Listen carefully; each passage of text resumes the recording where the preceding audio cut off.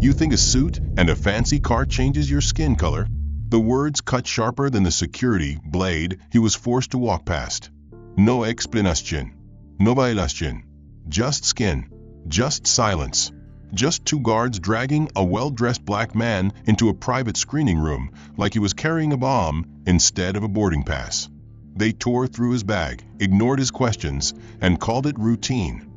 But when they slapped a bright red sticker on his luggage marked passenger concern, that wasn't protocol. That was a message. And everyone in the terminal read it loud and clear. He wasn't a suspect. He was a symbol of how fast dignity disappears when it walks in wearing the wrong shade. And here's the twist. The man said nothing. No shouting. No scene. Just a slight nod, like he knew something they didn't. So now we ask you, who is he? And why is everyone who laughed an hour ago about to regret it? If this story gripped you from the first line, hit like, subscribe, and tell us in the comments, what part shocked you most?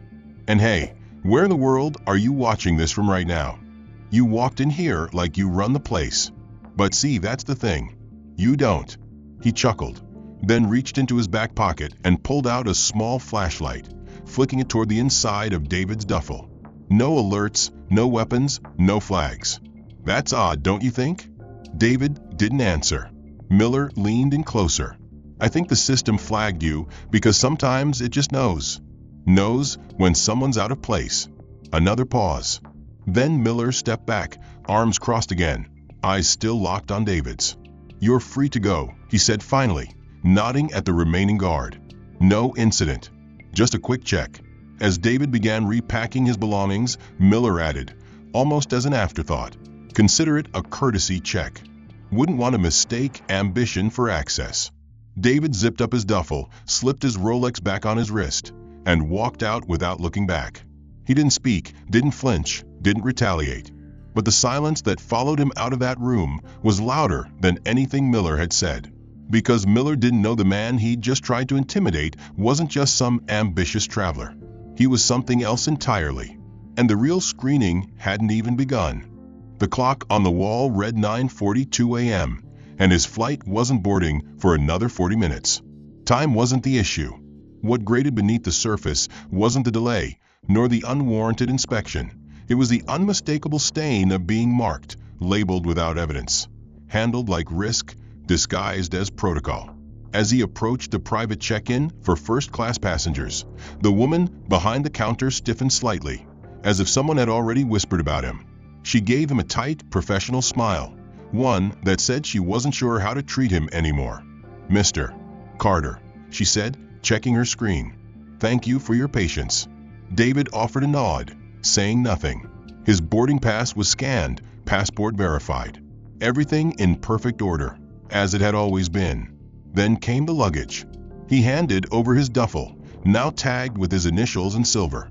The woman scanned it, frowned briefly, then leaned to her left and whispered something to a man standing just beyond the glass. The man, another uniform, different division, approached with a small red sticker in hand. Without asking, without explanation, he reached over the counter, grabbed David's duffel, and slapped the sticker onto the leather near the zipper. Passenger of concern. David raised an eyebrow. Excuse me, he said calmly. Why did you label my bag? The man didn't meet his eyes. It's just for extra screening, he muttered. Internal flag. Nothing personal. Is this standard? David asked. The man hesitated, then offered a vague shrug. It's protocol for certain travel profiles. David said nothing, watching the man walk away with his bag like he was transporting contraband. Behind the counter, the check-in agent pretended not to hear, her eyes glued to her screen. David stepped aside, but not before catching sight of Miller again, leaning against a nearby railing, arms folded, watching. Their eyes met. Miller's smile widened, just enough. Not trying to make trouble, just making sure folks know who to keep an eye on. The words weren't spoken aloud this time, but they were there, written in every movement, every decision, every nod passed between staff who suddenly became too careful around David. A man in a gray suit, who had been standing behind David in line, leaned into the agent once David stepped away. Did he do something? He asked in a whisper that wasn't quiet enough. The agent murmured something back, glancing at the red sticker now disappearing behind a frosted security door. The man smirked and stepped forward to the counter, looking back at David once, not with fear, but amusement.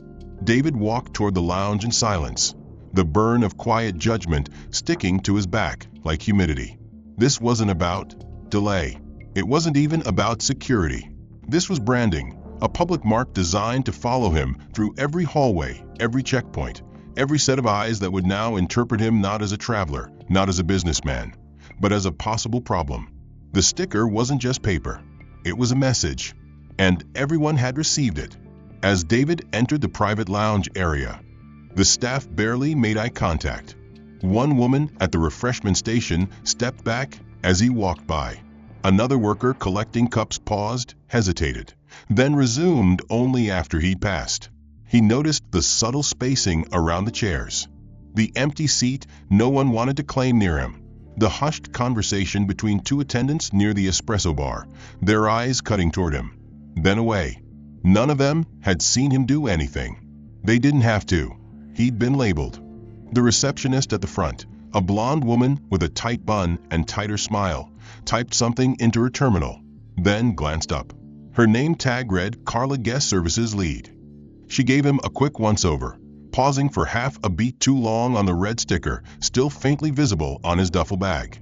"Good afternoon," she said, voice clipped. "Welcome to the Sky Elite Lounge. May I see your credentials?" David calmly handed her his boarding pass and platinum tier card. She looked down, then up, then again down. Her smile didn't reach her eyes. Looks like we're quite full at the moment."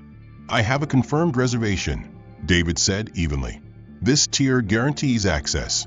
"Yes, of course, but all premium seating is currently occupied. There's a temporary seat we can offer until something opens up." She motioned vaguely toward the far end of the lounge. David followed her pointed gesture, his gaze settling on a dimly lit corner tucked beside a utility closet. The area wasn't part of the lounge's formal seating. It was clearly a storage nook where soiled towels were stacked and cleaning supplies were stored in metal cabinets. An industrial fan hummed softly above a stained carpet square. Sitting in front of it was a dented metal chair with one loose leg and worn paint. David turned back to Carla. "This is what you're offering." Carla folded her hands over the desk. "It's the only space we can currently allocate.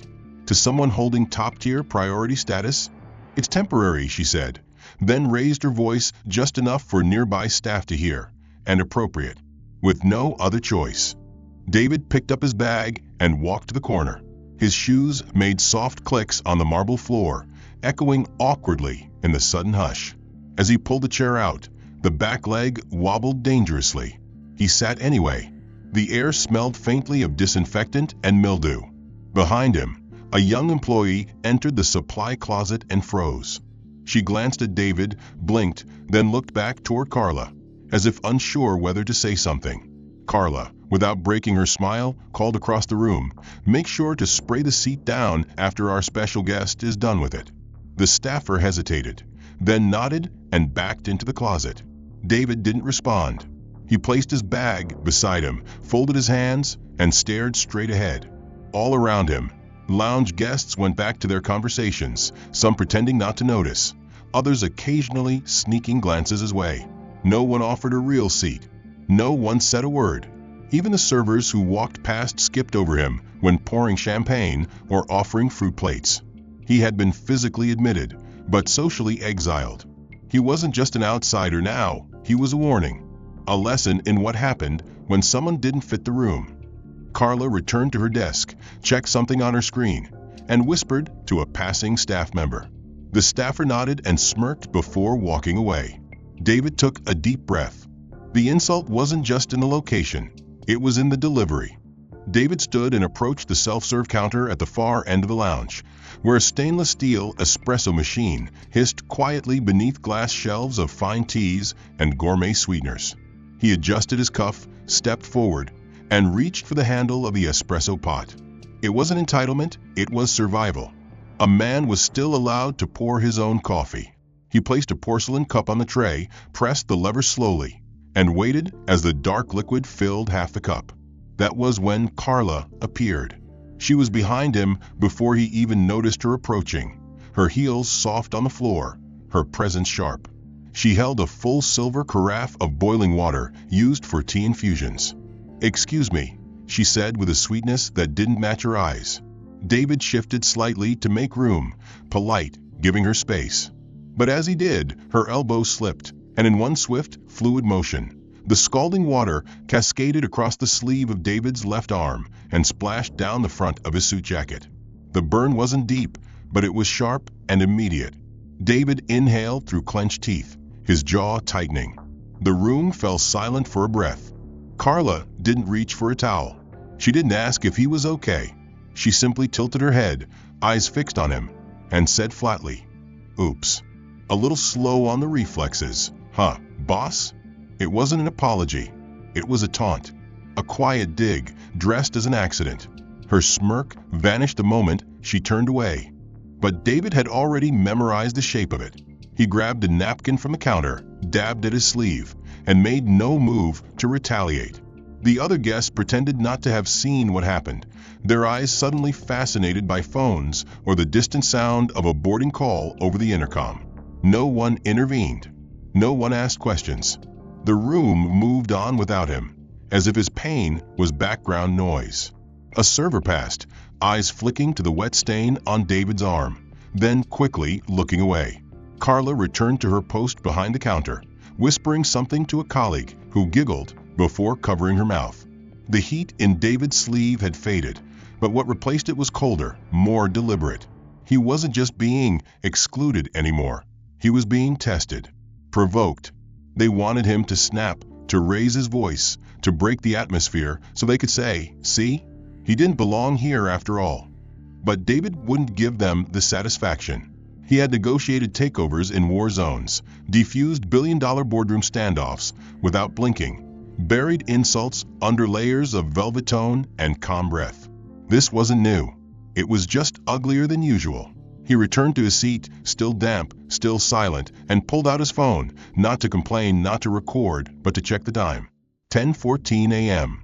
Still plenty of time. The coffee on the counter steamed quietly, abandoned. He left it there. He didn't need caffeine. What he needed was patience. He would let them keep their false sense of control a little longer. Let them believe they were winning. Because sometimes the most dangerous man in the room isn't the one who speaks. It's the one who watches and waits. He had not moved since returning from the espresso counter, and yet somehow the space around him seemed to shrink with each passing minute, the room's energy quietly closing in. It was around 10:22 a.m. when he first noticed something subtle had shifted. His phone, once connected to the lounge's secure Sky Elite network, now sat with an empty Wi-Fi symbol blinking at the top right corner. He opened his email, nothing loaded. Slack refused to refresh. He tried the browser, but the page spun endlessly. He glanced around. Other guests were seated comfortably, many on laptops and tablets, their fingers tapping with ease. No one else seemed to be offline. David tapped the screen again, then again. Still nothing. Across the room, a younger staffer with a buzz cut and an ID badge reading Nick Boarding Ops moved toward the panel behind the service bar and adjusted something under the counter. As he straightened, his eyes met David's briefly, then flicked away.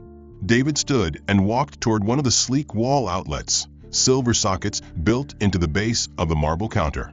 He knelt slightly and tried to plug in his phone charger, but the port refused to power. The next one was the same, and the next. A pattern emerged quickly. Every single power source within the 4-meter radius around David's seat had been silently disabled. He turned toward Nick, who was conveniently hovering nearby with a cleaning cloth in hand, even though nothing around him was dirty. David's voice was low, controlled. "Excuse me, is there a problem with the Wi-Fi?" Nick gave a half smile, not bothering to hide the sarcasm. "Systems going through maintenance. Should be back in a bit. As for power, might be best to ask someone nearby to share." He shrugged theatrically. "If you've got a friend here, that is." The jab was subtle, but effective. It was a reminder that David was alone in a room full of people who'd already decided he didn't belong. David offered a tight nod and returned to his seat without comment. His movements remained smooth, but the rhythm in his breath changed. He was measuring now, not minutes, but lines being crossed. Behind him, he heard the artificial click of a phone camera, a flashless snap, a beat too deliberate to be casual. He didn't turn immediately. He didn't need to. A moment later, he heard the quiet buzz of a message being sent. Fast thumbs, cheap laughter. Nick's voice came faintly from across the room, not directed at David, but loud enough to rise above the lounge's ambient jazz. Looks like someone's playing solo CEO today. The mockery was surgical. It didn't need witnesses, just whispers. It didn't need confrontation, just slow erosion. This wasn't about heat or water anymore. This was control by subtraction, strip away access, remove tools, isolate physically and digitally, until a man was reduced to nothing but space others avoided. David leaned back in the metal chair, his phone resting dead in his palm. He could feel the burn of stifled productivity, of moments slipping away not from time, but from interference. But still, he didn't rise.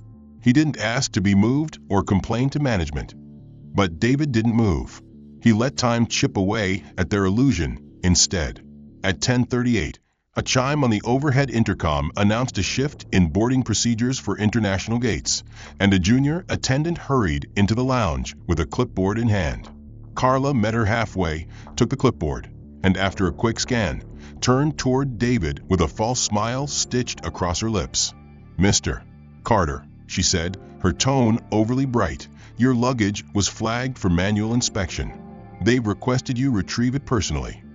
She didn't wait for acknowledgement, didn't offer help, just turned away as if she had delivered good news. David rose calmly, nodded once, and left the lounge without a glance at anyone. The hallway to the luggage checkpoint felt longer this time, like the building itself had become a tunnel designed to stretch tension. When he arrived, 2 employees stood behind the security counter. One held his bag, or rather, what was left of it. The Italian leather briefcase, Florentine-crafted, hand-stitched, gifted by a Swiss partner, was lying on the table with a perfect, clean slash running diagonally from the handle to the zipper. The cut was surgical, deep, not a tear, not a mistake. David's breath stayed steady, but his chest rose once, slow and deliberate.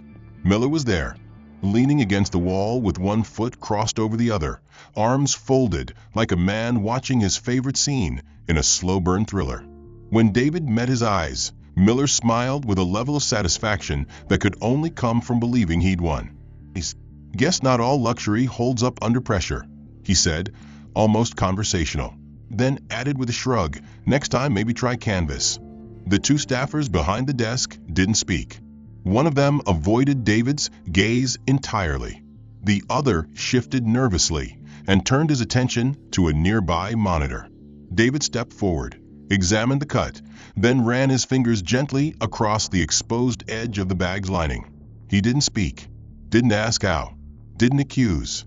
He just nodded, as if mentally logging an entry, then quietly picked up the ruined bag and turned away.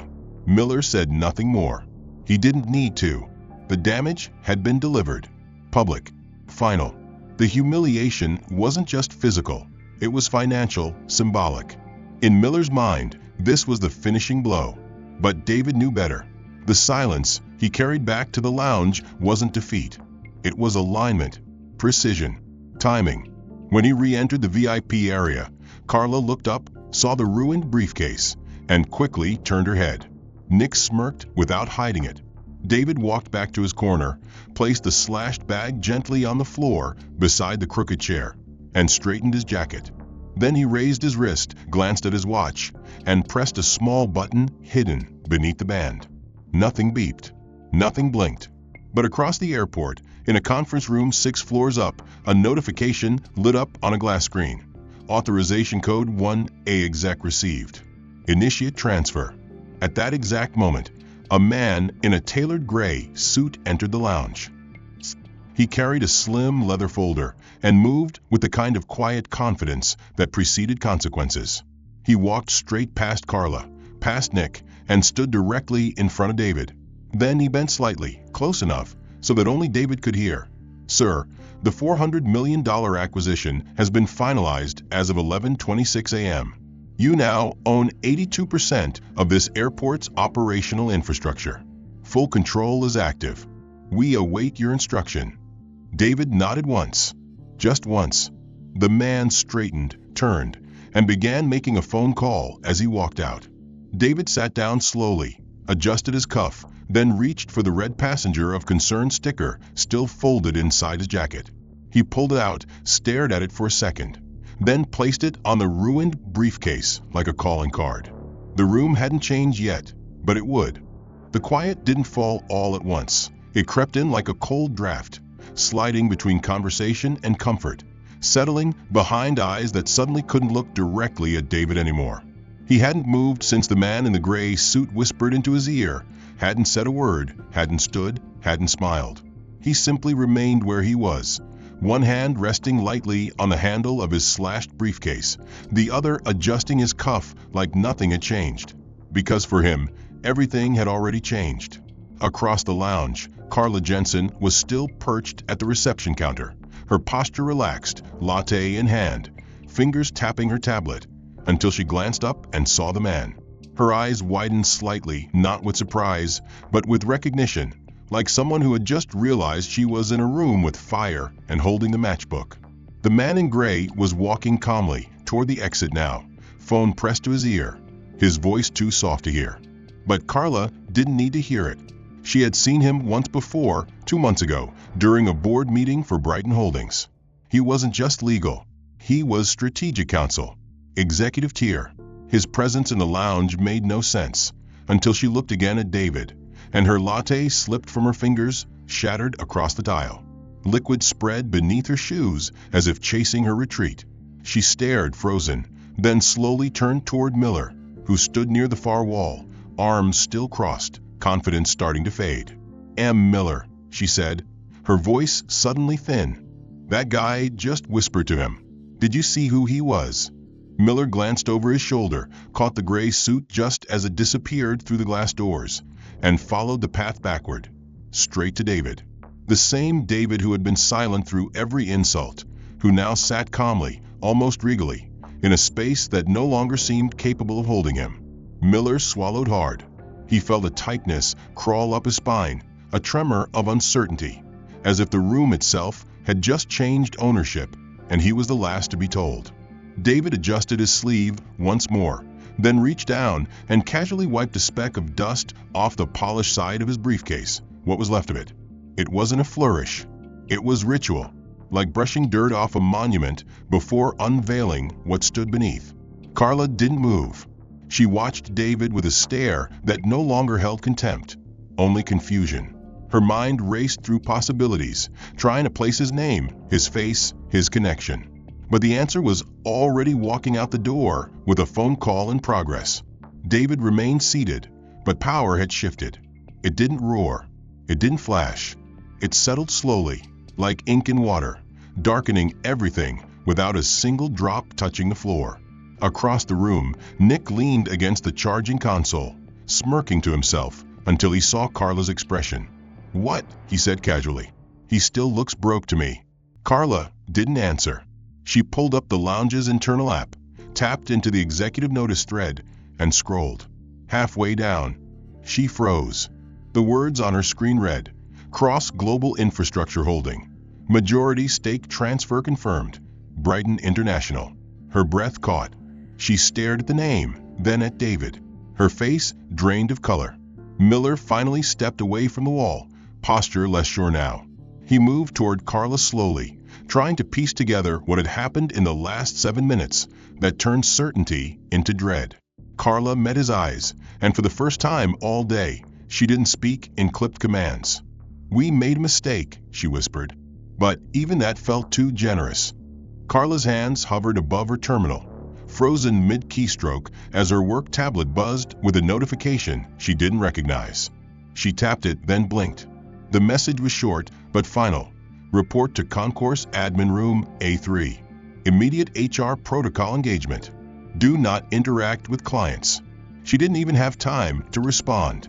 A woman in a dark navy suit entered the lounge through the private security door, her stride precise, her expression unreadable.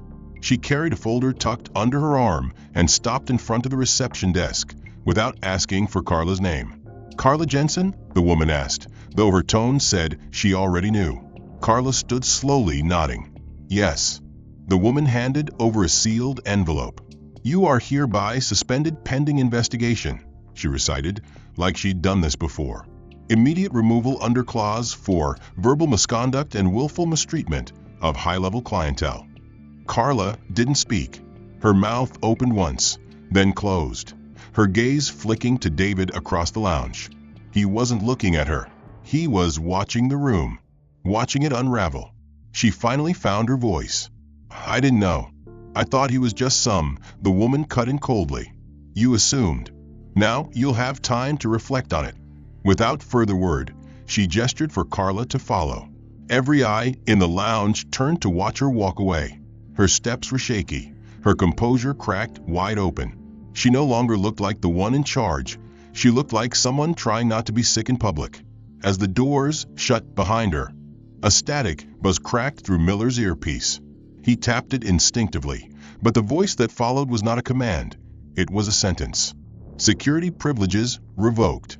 Step away from your post. Internal affairs en route." Miller's spine stiffened. His jaw clenched.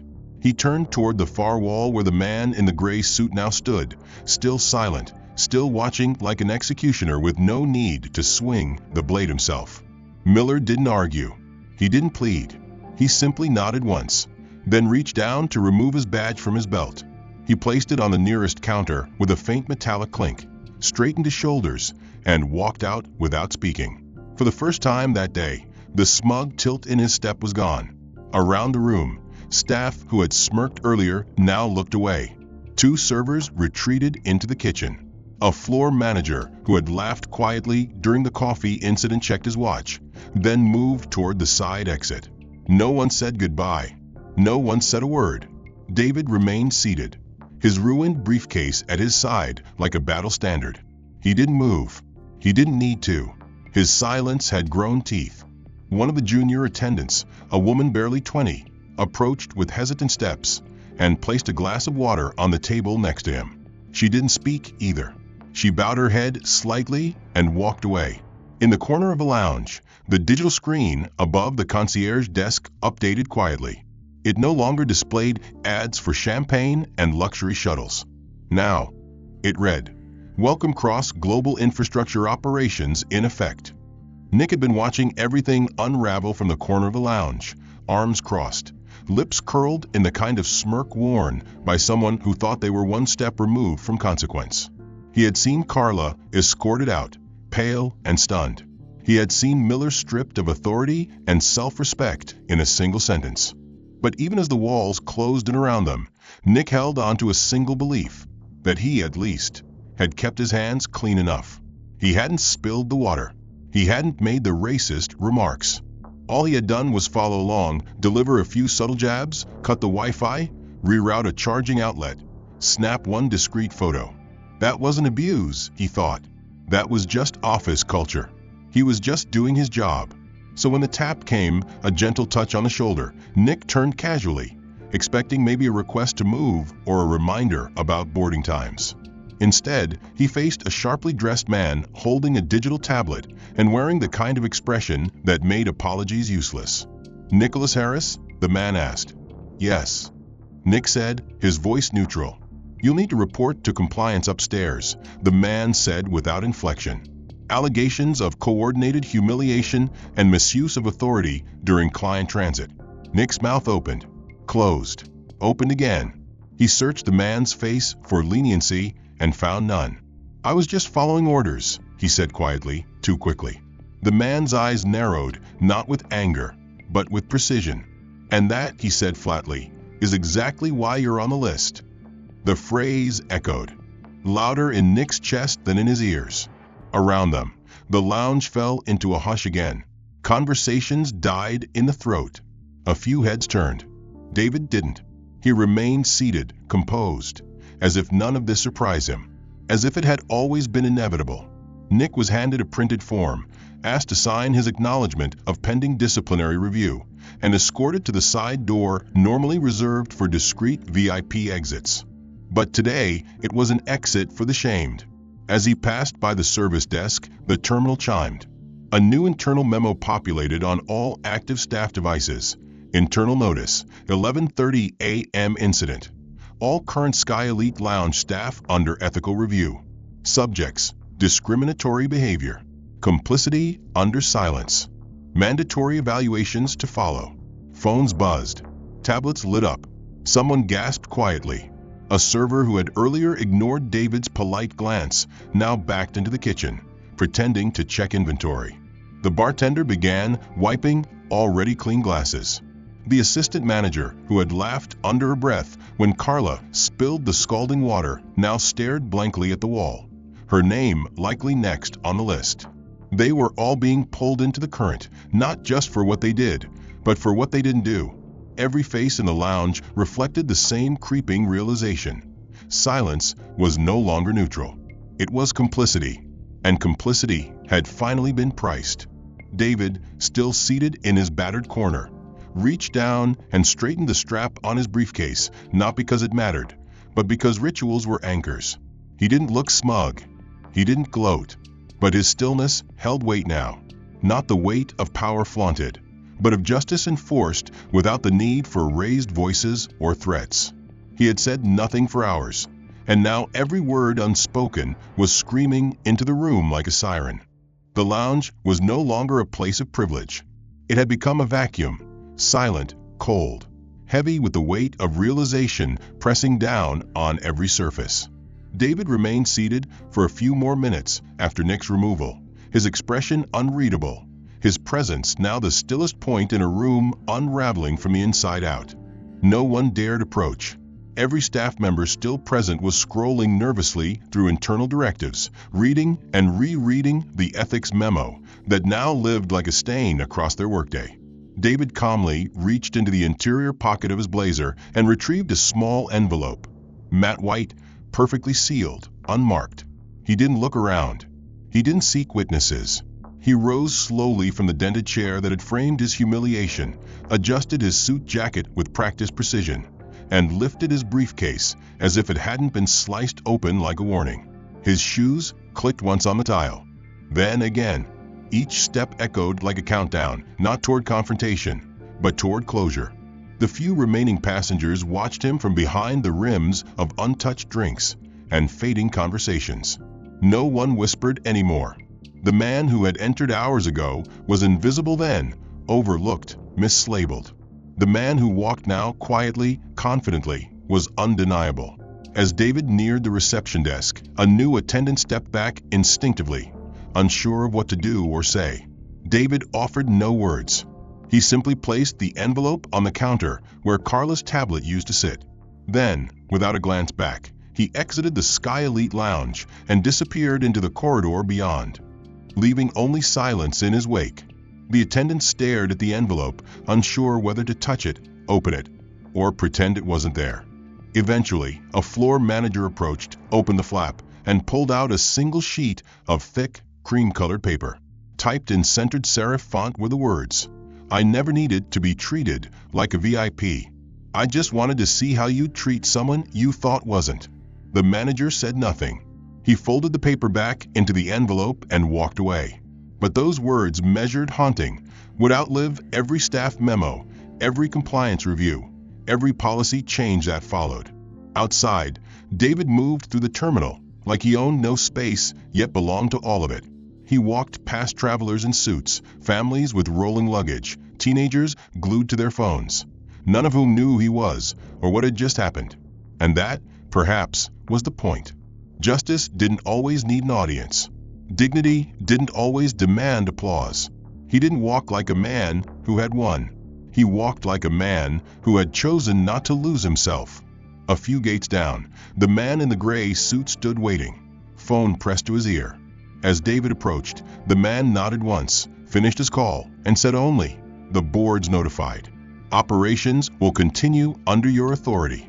David returned the nod. Let's keep it quiet. We're not here to humiliate. We're here to reset the culture." "Understood," the man replied. As David moved toward his new, rerouted boarding gate, one prepared privately. Without fanfare or ceremony, he passed a cleaning crew entering the lounge. They looked tired, unaware, just doing their jobs. One of them smiled politely at him. David returned it, not because he had to, but because he could. Not because he needed to assert power, but because true power didn't need to be shown. It simply existed effortlessly. Behind him, on a terminal-wide system update, a message refreshed across screens in staff areas, break rooms, and HR terminals. Policy addendum effective immediately.